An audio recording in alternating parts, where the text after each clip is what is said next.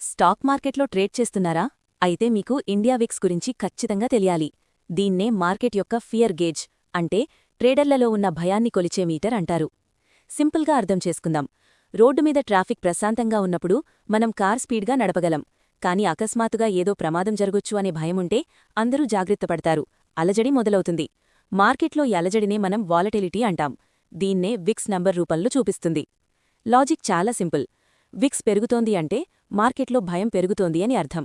సాధారణంగా విక్స్ పెరిగినప్పుడు మార్కెట్లో క్రాష్ లేదా పెద్ద ఫాల్ వచ్చే ఛాన్స్ ఉంటుంది. అదే విక్స్ తగ్గుతోంది అంటే మార్కెట్లో భయం లేదు, అంతా ప్రశాంతంగా ఉందని అర్థం. అప్పుడు మార్కెట్ నిలకడగా ఉంటుంది. ఆప్షన్ ట్రేడర్స్ ఇక్కడొక సీక్రెట్ గమనించాలి. విక్స్ పెరిగితే ఆప్షన్ ప్రీమియంలు కూడా అమాంతం పెరిగిపోతాయి. అందుకే బడ్జెట్ లేదా ఎలక్షన్ల లాంటి ఈవెంట్స్ అప్పుడు విక్స్ ఎక్కువగా ఉండి ఆప్షన్స్ చాలా ఖరీదుగా దొరుకుతాయి. గుర్తుంచుకోండి, విక్స్ 15 లోపు ఉంటే మార్కెట్ కూల్గా ఉన్నట్టు. కానీ అది 20 దాటి 25 వైపు వెళుతోందంటే సీటు బెల్ట్ పెట్టుకోవాల్సిన టైం వచ్చింది. ఎందుకంటే మార్కెట్లో పెద్ద కుదుపు రాబోతోందని అర్థం. మీరు ట్రేడ్ చేసేటప్పుడు విక్స్ని చూస్తారా? కామెంట్స్లో చెప్పండి.